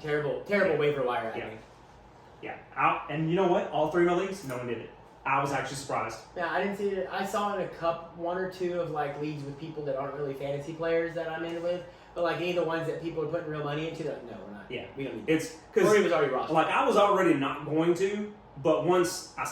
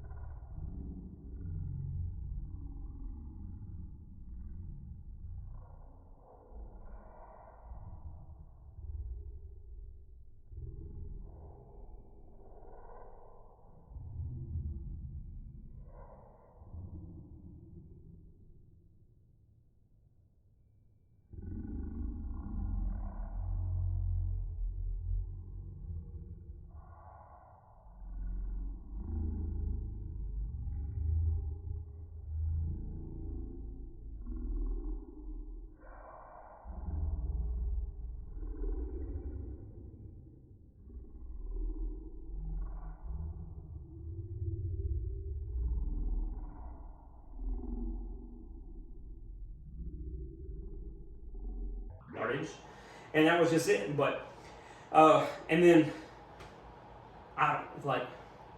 Ritter was awful. There was a reason why they didn't make him a team captain. Yeah. Struggle bus. I have a feeling that the Falcons are going to be drafting pretty high. So there's a good chance that But Drake we've also May... established that that's such a crappy division that they might not be drafting as high as they might just luck into the fact that this could be that good of a draft for quarterbacks. Oh, no. I think Ritter is that bad That it'll happen. that they're going to end up drafting in the top 7 or 8. Which will benefit the fact that I think they're at current pace there could be 4 first-round quarterbacks. Yeah, if Shadur comes in and he declares, it'll be Caleb, Drake May, Shadur, and Quinn. And those will be the 4 guys that go in the first round. That second-round guy will and be Shadur, in my opinion, I was going to talk about this later, but we'll go ahead and talk about. We'll just say it now because it's part of Atlanta. He's going to end up being a guy like right now. I've already heard that he's jumped Quinn Ewers, because he was talked about as a 3rd rounder, but they didn't realize what he did against all these other schools. He was going to do against these schools, and then they were like, you know what? He's legit. So. No, he's moving up. I watched that entire TCU game. I didn't watch much of Nebraska. I know we're gonna moving around here, but I'll say this: Sanders throws one of the prettiest deep balls I have ever seen. That ball was on the money. I bring that up because what if he gets drafted by the Falcons? Oh my! The team that drafted Dion, which would be amazing. That would be we've talked and we made that joke last week. I think that how funny would it be if he ended up as a Falcon? But. The difference here is in that there is some talk that he may not enter because if he waits 1 year, he'll be the number 1 pick versus being a top 10 pick. And he knows he's still going to have his number 1 weapon because Travis Hunter can't come out. Right. And so as close as they are, I wouldn't be shocked if he did that unless Caleb Williams doesn't come out. And that too. Because if Caleb Williams decides he doesn't want to come out, he's going to be QB2 in the draft. He would be exactly. Because Drake May is 1. Drake May is 1 unless they keep looking like Bud. Because he looks good, they don't look good. Well, true. Very Sam Howell-esque. Yeah. And then you got Colts at Texans. So Anthony Richardson got hurt late in the game. He's not on the injury report, so he's take fine. Care of your body, kid. So that and because he Trevor Lawrence even told him, "Hey, you got to learn to take care of your body." Yes, he looked very good. Yeah. He was the best looking rookie quarterback on the field this weekend. Yep, 1,000%. Of all the crap we gave about what that pick, he was the best rookie quarterback. He put his team in a place to have a chance to win a football game. Yeah, but he's got to learn how to take care of his body, or he's going to be RG3. And now. Texans are going to be drafting in the top 5. No, they're not because they don't have a pick. Well, their pick is going to be in the top 5. Their pick's in the top 5. Arizona's they just aren't going to be. Arizona's going to be picking twice picks in the top 5. So, not only are the Texans bad right now, they also lost both of their starting safeties, in Jalen Pitre and Jimmy Ward. So, Anthony Richardson and Michael Pittman might go off this week because Derek Stingley hasn't exactly lived up to the hype I thought he was going to. So I don't think he's as good as I really thought he was going to be. He was so good his freshman year, but watching him a lot at LSU, there were the injuries played in, and then there were some other things that you're watching that you're like, I don't know that. I think we're seeing a lot of immeasurable talk here. I don't think he can still not be a good corner, but he's good. But I think he's got a learning curve that's going to take him long. The fact that it was between him and Sauce, and he ended up being the one that went first over Sauce, and how good Sauce ended up being, you are basically failing because you should have been the guy that was better. Yeah. No, and then of course Will Anderson, he ended up being the fifth best edge rusher last week. Oh yeah, as a rookie. He did his job. Yeah, so 31% win rate, and he was double teamed 24% of the time as a defensive end. Yeah. So he did pretty good as a rookie in his very first game. Not anywhere close to what Jalen Carter did, but he did pretty good. But this Colts and Texans game, I don't know if it's moved, but when I looked at it, it was only at 1, so it was basically a pick 'em. I think Colts going to trounce Texans. I think it's 2 touchdowns or more. Yeah. Colts going to.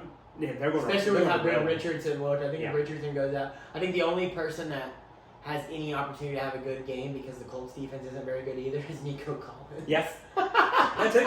And that's just because they're going to be so down that Nico Collins is probably going to go for like 8 for 115 or something like. So Yeah, and I didn't really have much on that one. Next one, Bears and Bucks. Baker didn't look bad last week, so no, he didn't. he might do pretty decent against the Bears. I'm not going to act like he's going to do great, but apparently by halftime he knew the Vikings play calls on defense. That's what they said. But then he also said, "I'm a Rangers fan, not an Not an Astros fan." So we're not going to go there. Yeah. That made me like him just a little That bit was more. pretty funny right there. You know, I mean, he is from Texas. It makes sense. You know. I didn't like Baker when he was at Oklahoma because I like Texas Tech and the whole situation with that. Yeah. But I mean, now that he's been in the league, I think he wasn't the first pick. But I don't No. hate the guy. Like I like his swagger.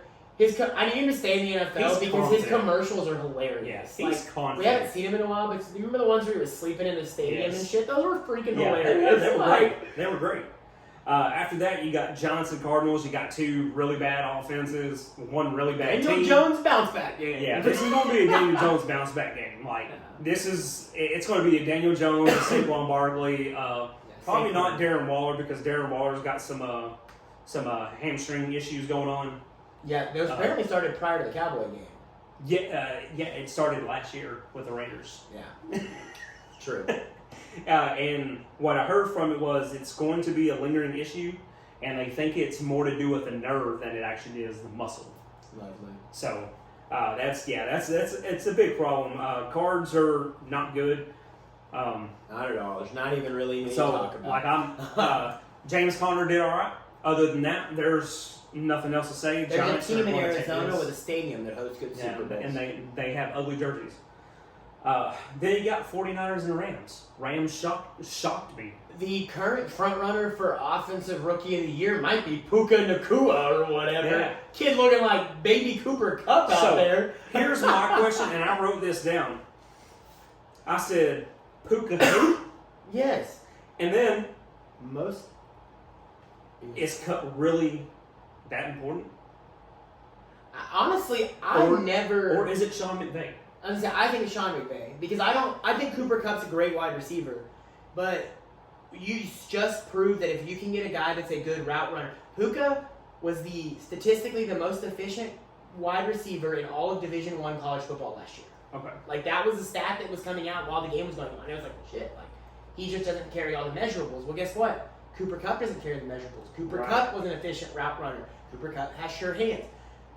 I mean, honestly, you don't have to have Kupp if you have a guy that can do everything that Kupp does. Now, it was 1 week. It could be a total reaction. Right. And Kupp is still a good football player. And so Van Jefferson had a good week. Tutu Atwell, Fluke Kearns probably had a decent week. Probably. But, like, are you telling me that the Rams could have Puka and Kupp?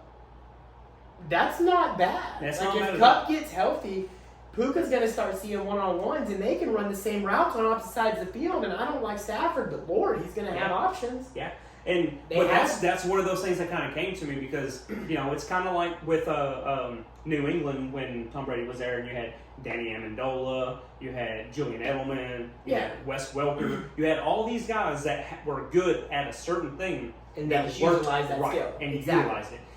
And my feeling is, Kupp is basically just that.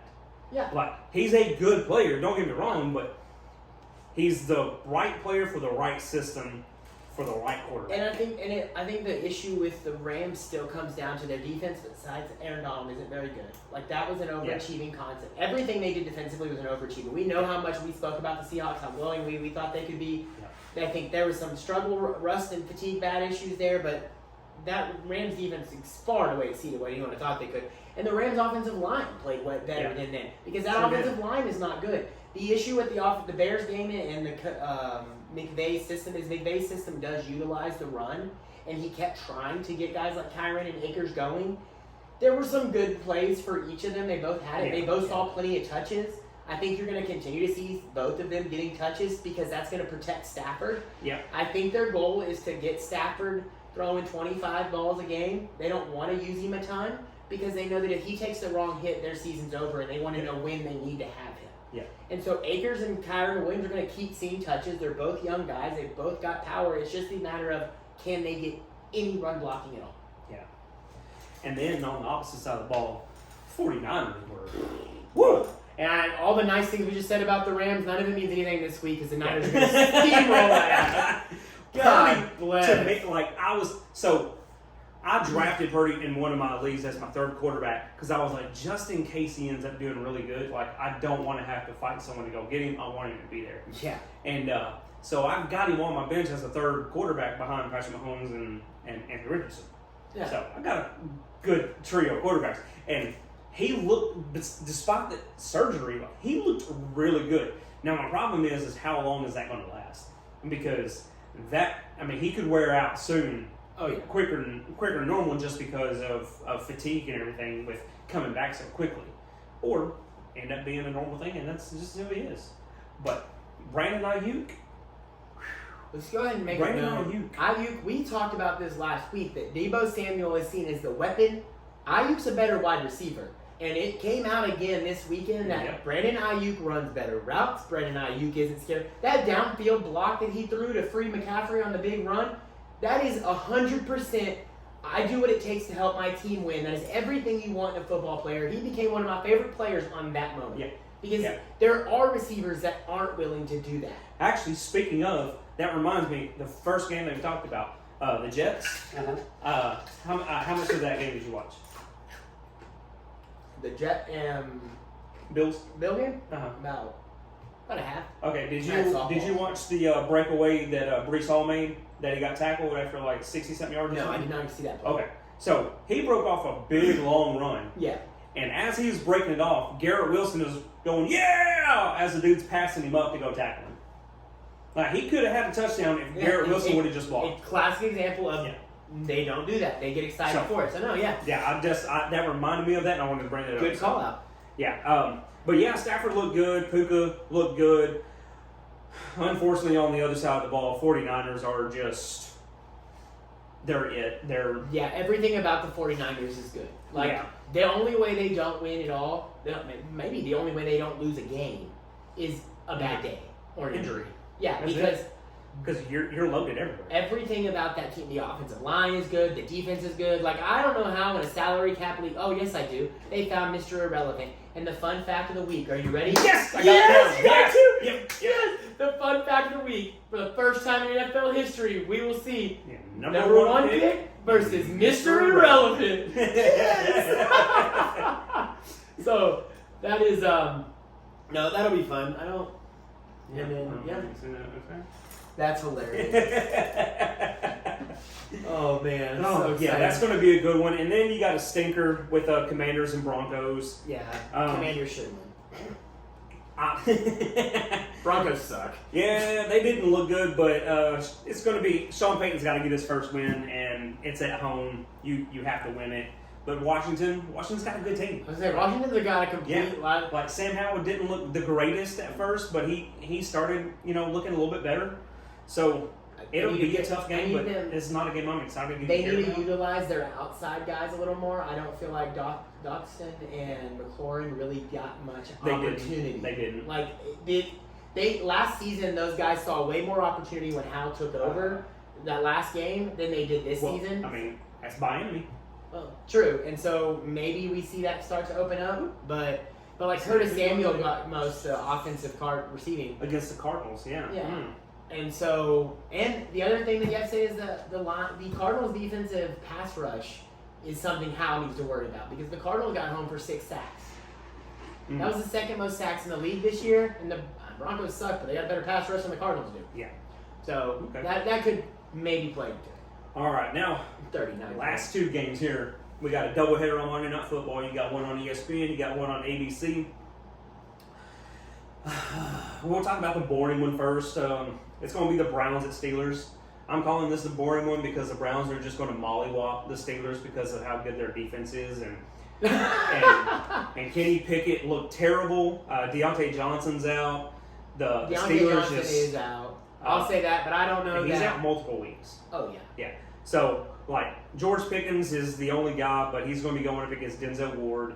He's a lockdown stud corner. So it's going to be a tough game for them. Yeah. And I think even though it's a division game, like I just don't think Steelers even got a chance in this. Like, and something that I actually heard today, it made me think about this, and it's legit. Kenny Pickett is good, but there is nothing at all that is elite about him. Nothing. He's good at multiple things. There's just nothing elite about him. He doesn't have elite speed, doesn't have elite arm, doesn't have elite accuracy, doesn't have nothing elite about him. He's just a good quarterback. And that's it. He's Andy Dalton. I don't even think he's Andy Dalton. I think he's worse than Andy Dalton. I think he's Andy Dalton. I think he's Dalton Andy Dalton with the Cowboys. I don't think he's Andy Dalton with the Bengals. Andy Dalton with the Bengals is better. I don't know. I feel like I'd like to give him a couple more weeks because he did look pretty well closing out last season.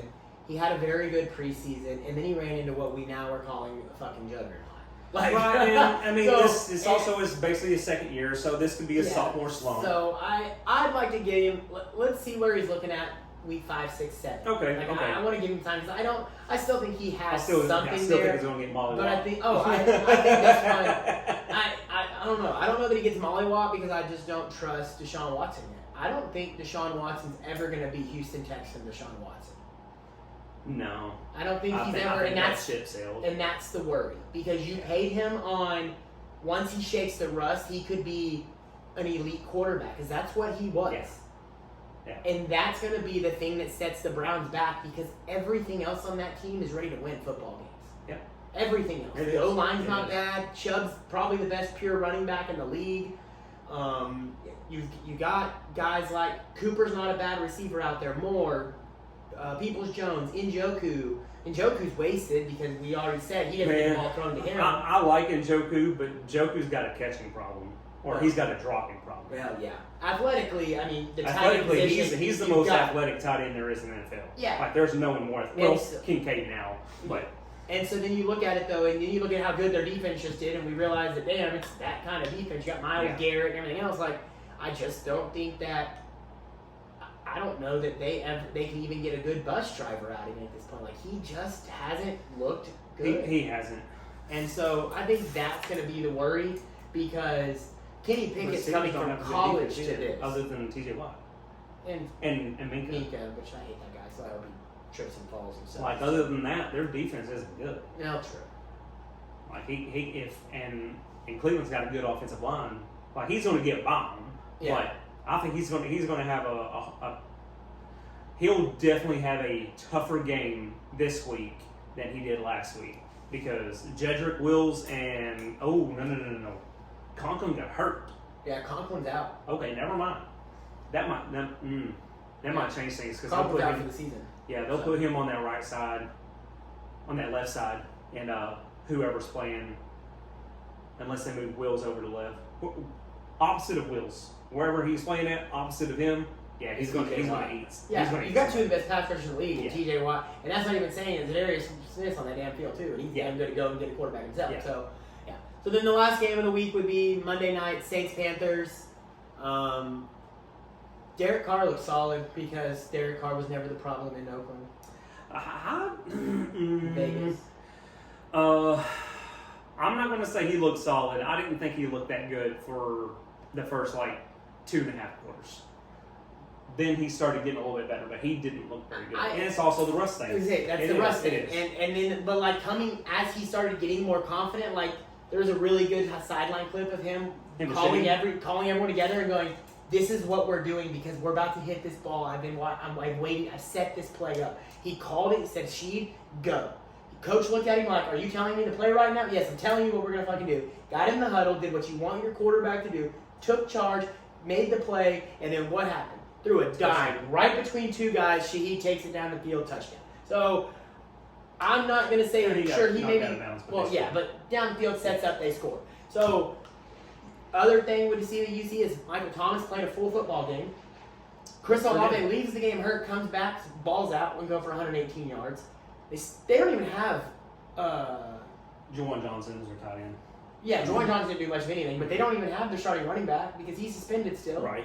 They got 3 weeks of Jamal Williams back there. Jamal and Kendra. Yeah, and like Kendra's hurt, I think, too. Yeah, so it's in all honesty, like you look at him and you go, well, they might not be a bad team. Like that's why we said they could win their division is because if Derek Carr proves that he wasn't the problem, they've got a pretty good defense. And now it's funny. Now that I say this, Marshawn Lattimore's top-ranked corner in the league on Pro Football Focus. both of these games are pretty crappy for Monday Night Football because Panthers aren't very good. Panthers are not very good, and Bryce Young did not look comfortable, and his receivers could not separate at all. So it didn't matter what he did. He was just going to look bad because he had no one getting open. He doesn't. Like it was just bad. They're banking on the decision because Chark's hurt. Because Chark didn't play. I believe he's hurt. Yeah, he's hurt. Like DJ Chark might be their best true wide receiver, and he's not on the field. He's the most athletic guy they have. He's the most explosive. He's got the downfield cutting, all that stuff.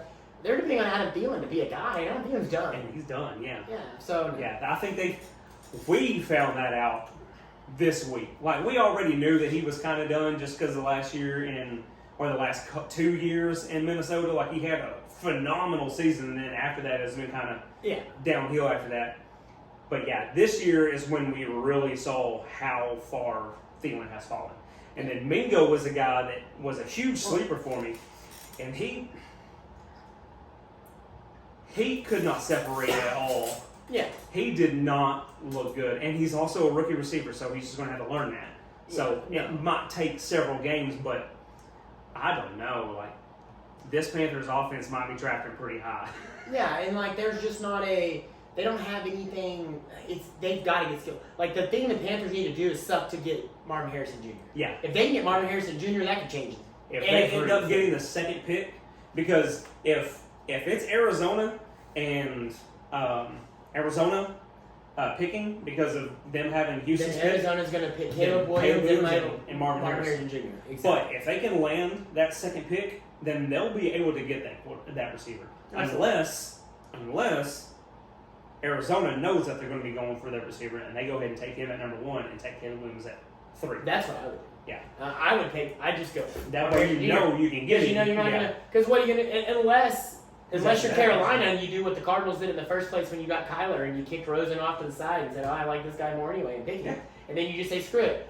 Bryce Young's on the block, we take Caleb Williams and really throw everything for a wrench. That would be entertaining. But I don't think they would do that. But other than that, I mean, they might. No. College football-wise, there's not really much. Yeah, there's not a ton of games to dive in. I think everyone got together and said, let's put all the crappy games this week. I think really the only one I really might just watch the Colorado State game. That's because pretty much the only one. It's on prime time. Like Texas plays Wyoming, which Wyoming beat Texas Tech, and then Texas Tech played Oregon really well. So maybe it's a trap game. I mentioned that. Yeah, but like I'm not looking at any of these college games and going like there's no ranked versus ranked matchups all week. I wrote down that number 11 Tennessee versus Florida.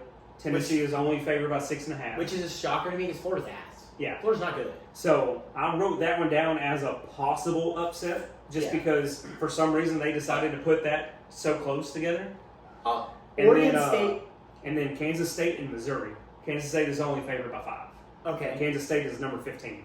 What's funny is when you see the upset in college football, you usually see the one where the spread is like 400. Like Appalachian State almost took down North Carolina the other day with a 30-point spread. One to keep an eye on that I think might be something is San Diego State's always a team that's sneaky. Like they always have some guys. They go to Oregon State. Could be something. DJ Ugalele. Like that might be one. Minnesota and North Carolina. North Carolina hasn't looked very good. They haven't. That could be an upset situation there. But other than that, like we said, there's just not a good. Drake May made a conscious decision to stay where his family went to school, and he wanted to be a Tar Heel the way the rest of the family was. Yeah. Instead of leaving for better opportunities. So his win percentage and shit, it looks bad. Sorry, I was looking at totally forgot about that. I was just gonna call it football and keep it tacking.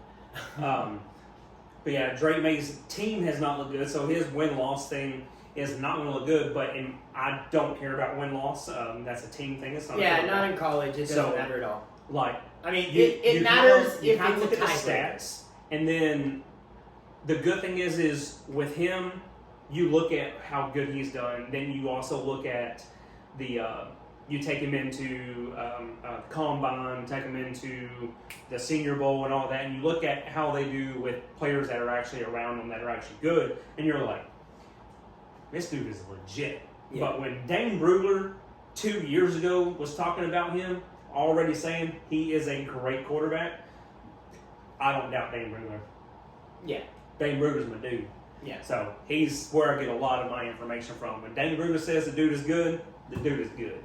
Yeah. But yeah, I did mention them. I mentioned Colorado drubbing Matt Rule's Nebraska defense. I had to because look, Matt Rule with his Baylor Bears. Even though he's Nebraska. Oh, Fuck and Nebraska. Speaking of Baylor, the whole drama in Oklahoma, did you hear about that? No. So there was drama on the sideline of the University of Oklahoma's game because the offensive coordinator for Oklahoma, his father-in-law is Art Briles. Oh. And so now, Art Briles has since leaving Baylor coached high school football in Texas. He took Mount Pleasant High School to the state semifinals, coached 2 years there, he retired, whatever. He was just at the game watching, sat in the stands. After the game, goes on the field for friends and family and was taking pictures and smiling. Yeah. And OU media went off how inappropriate it was. And if I'm the offensive coordinator for OU, I'm quitting my job that day. Because the coach and the AD made him come out and write a public apology about who his father-in-law is. They made him read a letter apologizing for the distraction that his father-in-law was. I'm going to tell you right now, my ass is quitting. I'll go get a new job. Yeah. Because that guy's my family. I'm not going to apologize. He's Because at the end of the day, he was the stuff going on at Baylor awful? Yes. Is the coach's job to have control of his organization? Yes. But is the coach taking these kids to their dorm rooms at night? Is he going to all these places with these kids? No. Right. We don't know what Art Briles knew. Clearly, Mount Pleasant ISD didn't think that he knew that much, or they wouldn't let him coach high school kids. Yeah. So, I'm sorry. That's the guilty until proven innocent mindset that the world runs nowadays. And we never proved him innocent, we never proved him guilty, so we just assumed he's guilty and now he shouldn't be around a field. Right. What do you do if his grandkid becomes a player on the freaking national stage one day and that's my grandson, yay, we're not going to mic him up or something? Like, Yeah. That's ridiculous. Also, one of the cool things about this weekend, Colorado had the game against Nebraska had the second highest viewership Oh, yeah. of the weekend. Yeah. And it was just a normal game. Yeah. 8.73 million viewers. Yeah. I think the only game that outdid it was the Texas and Texas, Alabama Alabama at 8.76. Yeah. Barely. And too. that was Like, Texas and Alabama. It's a tight window game in which you saw an Alabama lose at home, and everyone's like, nah, Deion's on prime time. Like, by the way, we're back. Like, literally, yeah, they are. I gotta give them. They got their win. Had to say it. Thanks for bringing them down a peg. I have a friend that's a huge Oklahoma fan. He went to Oklahoma and he goes, "You don't realize how much you hate Alabama until you're rooting for Texas." So, yeah, no, that was interesting, fun for sure. Oh no, we also got to talk about this one. The U is back. Oh yes, big The win U over. is back. Big win. I'm not ready to call them back. I'll say this. They're in the top 10. They're in the top 10. They're in the top 25. They're in the top 25. They're ranked again. But the U has been pretty good in the last 10 years at sliding into the top 25, thinking we're going to think they're pretty good. Very Texas-like in that manner, where you're like, oh, they're going to be okay, and then they shit the bed against Wyoming. Van Dyke looks so good, though. Yeah, and so I'm not going to say they're back, because A&M has been that way also, wishy-washy. But I will say... That's why I wanted to bring it up. Yeah, they did look very good. I do think that'll be... oh, Jimbo Fisher, you're in trouble. No, hell, he might not be. You can't afford to fire him. That contract is like, it's like cutting Deshaun Watson for the Browns. His contract, if they fired Jimbo Fisher, they owe him cash money like $79 million or something. Wow. Okay. Like there's his contract. His agent is the best agent ever. My goodness. Okay, I didn't know that. Yeah, they can't fire him because they don't want to have to pay him for nothing. Or pay another coach. Yeah, didn't realize that. The other thing that I wanted to mention was Clemson is no longer in the top 25. They won this weekend, but they're no longer in the top 25. They got kicked out. Played a cupcake, won it, and that doesn't really matter. And So I think Dabo is I think Dabo's in trouble. Like, he played a cupcake game this week, so it didn't matter. But I think he's in trouble with the fact that they should be in the top 10. I was gonna say, I think the They're issue. not. Yeah, I think the issue then with Dabo is that he's the last two quarterback prospects that they thought they hit on have not been hits. Ugadelia, like we said, Ugalele, whatever. He wasn't that guy. Like he hasn't and been. then, what's his And name? then Milton? now it's Kubiak. Kubiak. Kubiak's the kid now who they were like, he's gonna be this guy. No, he's gonna. that's not his name. I swore it was Kubiak. No, Milton's Tennessee. Because he says he can Oh, throw that's right. 105 Yeah, yards. yeah. Yeah, no, No, and that's so not I don't think that. In football. I just don't think that he's been able to hit on the quarterbacks position. ACC, right? But you know who else on the topic, because we were kind of on that Texas game there. I don't think that. So Alabama made a whole ordeal this offseason about how they were going to go back to that power offense, that Alabama football, and Milroy, or is that his name? Milroy reminds me of how they utilized Jalen Hurts. Klubnik, yeah. And it reminds me of how they used Hurts, where he might have arm talent that we aren't going to see because they're doing that. They're trying to play that old school ground and pound ball where they've been winning games because guys like Tua and Bryce Young were out there firing rocks. So this is something I thought about too with that is the reason they didn't tell anyone who was their quarterback until the day of is because they didn't know which one they wanted to choose. And it's not because they had three standout guys. It's because they had three guys that they just aren't sure about. Yeah, like they have so not get there. As big as the win of this is that it is for the Longhorns, I'm not going to put them in the same boat as TCU because TCU was in the position they were in because they had so many returning players that ended up going high. But they're in that same boat with the talent that they had leave versus the talent that stepped up is not stepping up.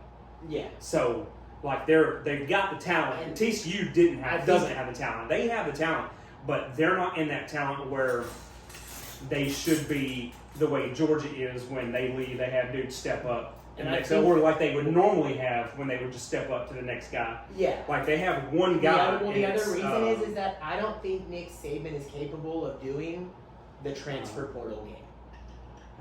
Dallas Turner. He's the only one. Yeah, Nick Saban's the guy that can go in and sell mom. Kool-Aid. Kool-Aid McKinstry. Nick Saban can go in and talk to mom and get mom to come in and understand that this kid's going to be great with my program. He's going to do this. He's going to do that. Whatever. I don't think Nick Saban can go and do the transfer portal game. He can't. I don't think he's got that in his arsenal. He doesn't like it. And he's been openly saying about how it's Wild West. He's complaining about it. The reason he complains about it is because he knows it's going to be the changing of his guard. Like, I think that we are going to see the end of Alabama. And I also think that's what's the end of Clemson. Yes, because they're not keeping up with that. They're trying to bank on I'm going to bring these guys in, I'm going to make them into men, like that old school approach, which is great. But Deion's bringing in guys going, no, I'm going to take you to the NFL, and at that point you do you. I'll make you a better person. We're going to pray. We're not going to be disrespectful to women, and you're going to the NFL. You down? And them kids are saying, yeah, I am. And so I think that's going to be, I think that's really what it is. I just don't think that he is new school enough to make the transition. And I've had my complaints with the NIL. I think there's plenty of issues with how it's going. There's a lot of issues with it. You went a full overcorrection to find it. You've got to find the middle ground there. Like, there's issues, but whatever. But I really think that it's going to be the end of Alabama football. Yeah, so I agree with that. With that, let's slide into some baseball real quick because we are getting on the long side here. What a week. What if magic in a week can turn? Because in 1 week, the Rangers went from, we're not going to make the playoffs, they sucked, and now they're the number 2 team. Oh, wait, now Max Scherzer's out for the season. Yeah. So, even if the Rangers make the playoffs, I think you just need to be happy they made it because they're probably losing because you don't really have anyone that you can trust to go out and pitch game 1 because even Eovaldi hasn't looked good since coming back. No, he hasn't. And so, you don't have a starting pitcher that you can trust. The Atlanta Braves clinched the NL East tonight. So 6 consecutive years of winning the NL East, and I'm just going to go ahead and tell you, they might repeat what they did in the 90s. Like they might Really? They're that young. Like and okay. they're Okay, that so makes sense. young. Makes sense. All their core young guys are under like team-friendly long-term deals. Yeah, the Rangers won again tonight. They won 10-0 over the Blue Jays, which they're free falling because they've taken 3 out of 4 from the Blue Jays so far. You've got the like I said, Braves win to clinch. Cubs trying to hold on to their wild card spot, lose because freaking Chris Bryant of all people, who can't hit for home runs anymore, hits 2 home runs in consecutive days against the Cubs. Brewers lost one of their front office guys to the Mets new GM. Oh, okay. So apparently they decided to go small market now and see if they can still have the ability to buy, but do better at getting that in the team build up, doing more in the house building, more options like that. Yankees go on a run. They're over 500. They call up this young kid. They call him the Martian, Jason Dominguez. Oh, yeah. Kid balls out, tears his UCL. Yeah. He's done for the season. And so, but the Yankees are back over 500, and so as of right now, the Yankees will still have never been below 500 in my lifetime, I don't think. I don't think they've ever finished a season below 500 in my life. Wow. I'd have to go back and confirm that, but Yeah, I want to say that was the report I read. The Rays, I kind of believe it because they're always good. They're always in the picture. They were good whenever I was a kid. Yeah. So. The Rays, it doesn't matter that your young shortstop gets suspended, that every pitcher on your team gets hurt. You just keep winning. They hit their 90th win. They're a game back of the Orioles for the second place in the East. So Rays are holding on their stuff. Mariners, a little bit of a struggle, but they got a win today. 1992 was the last time they finished under. So I was 1. So the last time I was 1. So it's essentially in my entire life. Though the Nationals extended their GM, things are looking good there. So just some little stuff there. So it's really it's going to be a fun race. We've got about 3 weeks left in the season, 2.5, 3 weeks. And like we said, the only team that's actually in the playoffs right now is the Atlanta Braves, and that's saying that the Orioles have won 91 games and they haven't even clinched the playoff spot. So, I mean, we all agree the Rays and the Orioles are probably in. I would say the Twins are in with an 8-game lead on their division. But that Astros, Rangers, Mariners, Blue Jays race for the last wild card spot, division champion, and everything else, man, Rangers are only a game back of the division now. Yeah. So that race is going to be insane. Yeah, it's that race is very insane. And the crazy part about it is over the last 10 games, here's the records. Astros 5-5, Rangers 5-5, Mariners 4-6.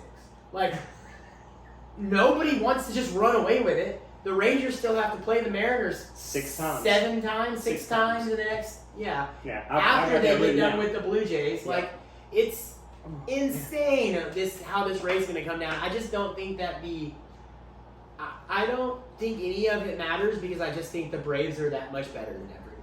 I think the only problem with the Braves is the back end of their bullpen is a little sketchy, but their front end starting rotation is just stupid. And their offense is capable of hanging 12 runs a night, and you didn't know they did it.